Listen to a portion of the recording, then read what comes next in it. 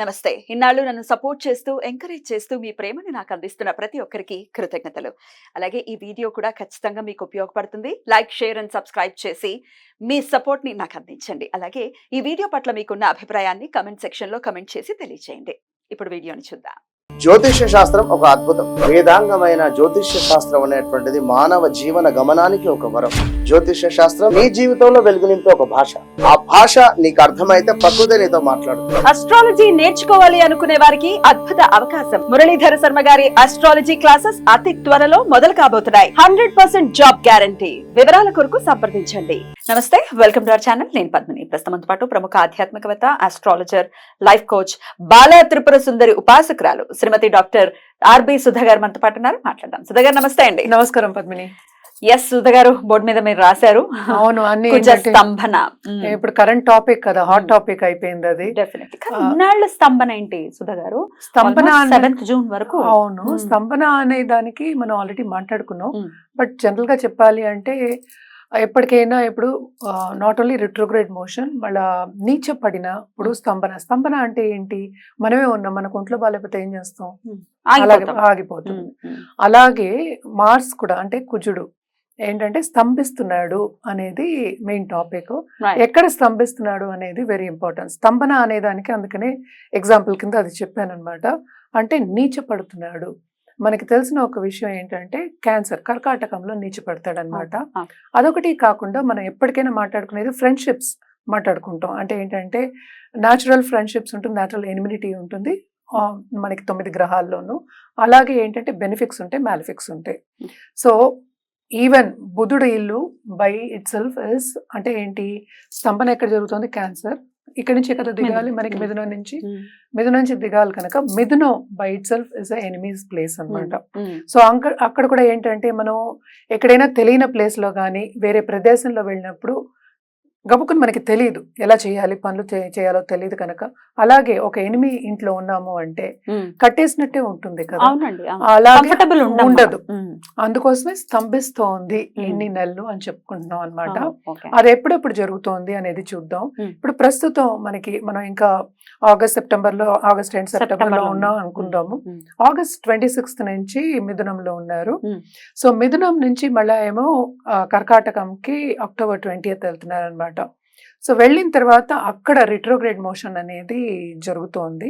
అంటే క్యాన్సర్ లో నీచ స్థితిలో జరుగుతోంది. అదేమో 21st జనవరికి మళ్ళా మనకి మిథునంలోకి వెళ్తారనమాట. సో October 20th నుంచి 21st Jan వరకు రెట్రోగ్రేడ్ లోనే ఉంటారు ఆయన? లేదు, కిందకి దిగిన తర్వాత రిట్రోగ్రేడ్ అవ్వాలి కదా. అవ్వాలి. రెట్రోగ్రేషన్ లోనే నీచంలో రెట్రోగ్రేడ్ రిట్రోగ్రేడ్ అంటే కిందకి దిగాలి కదా. So that is direct motion. So మళ్ళా రిట్రోగ్రేషన్ అయినప్పుడు వెనక్కి వెళ్ళాలి కదా. సో వెనక్కి ఎప్పుడవుతోంది? అది మనకి జనవరిలో అవుతుంది నెక్స్ట్ ఇయర్. మిథునంలోకి వెళ్తున్నారు. అది నేను అందుకనే 6 వేశారు. ఫిబ్రవరి వరకు ఉందన్నమాట అది. సో ఫిబ్రవరి వరకు అంటే రిట్రోగ్రేషన్ మోషన్ అనమాట. అంటే 24th ఫిబ్రవరి వరకు ఉంది. మళ్ళీ డైరెక్ట్ మోషన్ అవ్వాలి. రిట్రోగ్రేడ్ అయిన తర్వాత మళ్ళీ కర్వ్ తిరగాలి కదా, వెనక్కి తిరగాలి. అప్పుడే కదా మనం డైరెక్ట్ మోషన్ రావాలి. So direct motion 24th Feb నుంచి 3rd April మనకి మిథునంలో అవుతున్నారు. దాని తర్వాత ఏంటంటే 3rd April కి మనకి కర్కాటకానికి వస్తున్నారు అనమాట. June 7th వరకు ఇక్కడ ఉంటున్నారు. తర్వాత June 7th కి మనకి సింహంకి వెళ్తున్నారు అనమాట. సో ఇన్ని రోజులు ఏంటంటే ఇది చాలా ఎక్కువ రోజులు. యూజువల్ గా మార్స్ మనకి కుజుడు 45 days లో మనకి మూవ్ అవుతూ ఉంటారు అనమాట. సో ఈ రిట్రోగ్రేడ్ మోషన్ మూలాన్ని అక్కడే తిరగడం మూలాన్ని ఈ 2 రాశుల్లోనే కుజ స్తంభన అనేది ఏర్పడుతోంది. ఎందుకంటే నీచ స్థితిలో ఎవరు ఏం చేయలేరు, అలాగే ఎనిమి హౌస్ లో కూడా ఏం చేయలేరు కనుక. సో ఇవన్నీ ఏంటంటే 12 రాశులు, 12 రాశుల వారికి ఎఫెక్ట్ అనేది ఉంటుంది. అంటే తప్పక ఉంటుంది కదా. మరి 9 గ్రహాలు ఒక గ్రహం అలా అవుతున్నప్పుడు ఉండదా? అలాగే మనకి జూపిటర్ కూడా రిట్రోగ్రేషన్ అవుతున్నారు ఇదే సమయంలో. సో కొన్ని రాశులకి బాగుంటాయి, కొన్ని రాశులకి బ్యాలెన్స్డ్ ఉంటాయి, జరుగుతూ ఉంటుంది. డిపెండ్స్ అనమాట. It is not only that. ఏంటంటే దీంట్లో కూడా మళ్ళా రిట్రోగ్రేడ్ అయినప్పుడు ఒకలా ఉంటుంది, Hmm. డైరెక్ట్ మోషన్ అయినప్పుడు ఒకలా ఉంటుంది. Hmm. సో 2 విధంగా మనం చెప్పుకోవాల్సి వస్తుంది ఒక్కొక్క రాశికి ఓ అన్నమాట. రెండు చెప్తారు అయితే ఇప్పుడు. అవును, 2 ఉండాలి అండ్ కదా. పరిహారం కూడా ఆబ్వియస్ గా చెప్తారు కదా. అంతే కదా. Right. జనరల్ పరిహారం అంటే మనం కుజుడికి Hmm. జపం అది చేసుకోవడం అనేది జనరల్ గా చెప్పుకునేది. Hmm. మనం ఒక్కొక్క రాశికి చూసి మనం విడివిడిగా చెప్పుకోవచ్చు. తప్పకుండా ఈ ఎక్స్ప్లెనేషన్ ఖచ్చితంగా వినాలి. వినకుండా డైరెక్ట్ గా వెళ్ళిపోవటం, డైరెక్ట్ గా రాశి గురించి తెలుసుకుంటే మనం నాలెడ్జ్ ఉంటే దాని అర్థం ఇంకాస్త బెటర్ గా అర్థం అవుతుంది మనకి. సో అందుకే ఇంత వివరణాత్మకంగా మాట్లాడుతున్నాం అన్నమాట. రైట్. ఇక మరి ధనుసు రాశి వారికి కుజ స్తంభన ఎటువంటి ఫలితాలను ఇస్తుందండి? ధనుసు రాశి వాళ్ళకి మనం చూసాము అంటే విత్ రెస్పెక్ట్ టు ధనుసు రాశి కుజుడు ఏమయ్యారు అంటే 12వ lord and also 5th lord అయ్యారు. సో ఈయన ఎక్కడ స్తంభిస్తున్నారు? ఇక్కడ మనకి Seventh మిథునం 7th house and 8th house. So తప్పక వీళ్ళకి ప్రాపర్టీ ఇష్యూలో ప్రాబ్లమ్స్ వచ్చే ఛాన్సెస్ ఉన్నాయి. ఎస్పెషలీ ఏంటంటే తోబుట్టువులతోటి ఛాన్సెస్ ఎక్కువ కనిపిస్తున్నాయి అన్నమాట. గొడవలు ఉంటాయా? గొడవలు తప్పక ఉంటాయి. అంటే రిలేటివ్స్, ఎక్స్టెండెడ్ ఫ్యామిలీ అనుకుందాము. ప్రాపర్టీ ఇష్యూస్ అంటేనే తోబుట్టువులతోనే ఎక్కువ ఉంటుంది. సో అది పేరెంట్స్ కూడా అవ్వచ్చు, పెద్దవాళ్ళతో అని చెప్తూ ఉంటాం. తప్పక అది చూసుకోవాలి. అదొకటి కాకుండా మనకి 12th లో ఆడేమో 7th లో పడ్డాడు కనుక కొంచెం ఎడబాటు, దాంపత్య జీవితంలో ఎడబాటు రావడం కానీ, డిసగ్రిమెంట్స్ రావడం కానీ, అంటే ఒకళ్ళ మాట ఒకళ్ళు అర్థం చేసుకోకుండా ఉండడం, తప్పక అవి జరిగే ఛాన్సెస్ ఎక్కువ కనిపిస్తున్నాయి. అందుకని జరిగే ఛాన్సెస్ అంటున్నాను. ఇదేంటంటే ఏజ్ని బట్టి మనం చెప్పుకోవాలి. ఇప్పుడు కొత్తగా పెళ్ళైన వాళ్ళు అడ్జస్ట్మెంట్ ప్రాబ్లమ్స్ అని చెప్పుకోవాలి.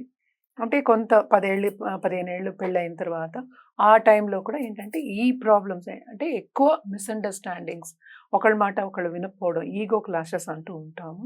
అలా వచ్చే ఛాన్సెస్ ఎక్కువ కనిపిస్తున్నాయి. ఎస్పెషలీ ఎందుకంటే కుజుడు మనకి మిథునంలో ఉన్నప్పుడు ఏంటంటే ఆయన 8 ఇంట్లో ఉన్నాడు. సో తప్పక క్లాషెస్ అనేవి తప్పదు.